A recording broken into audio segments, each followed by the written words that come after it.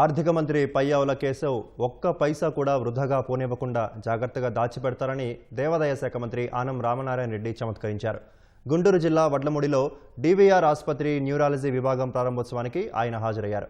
ఈ సందర్భంగా పొన్నూరు నియోజకవర్గంలో దేవాలయాల అభివృద్ధికి నిధులివ్వాలంటూ ఎమ్మెల్యే ధూళిపాల నరేంద్ర వినతిపత్రం అందించగా ఆనం సానుకూలంగా స్పందించారు. పొన్నూరు నియోజకవర్గంలో దాదాపు 35 ఆలయాలకి ఇవాళ 10,000 రూపాయలు ఒక్కొక్క ఆలయానికి ఇచ్చి ధూపదీప నైవేద్యం కింద మరి నరేంద్ర కోరిక మీదకు వాటిని అన్ని మంజూరు చేయడం జరిగింది. ఇంకా కొన్ని ఉన్నాయి. శ్రీవాణి ఆలయాలని చెప్పి టీటీడీ తరఫున ఈ ఒక్క సంవత్సరమే 5,000 ఆలయాల నిర్మాణం చేయాలనేది మన ముఖ్యమంత్రి గారి ఆశయం. నరేందర్ ఇక్కడే ఉన్నారు, మా కేశవ్ గారు ఇక్కడే ఉన్నారు ఆర్థిక మంత్రిగా.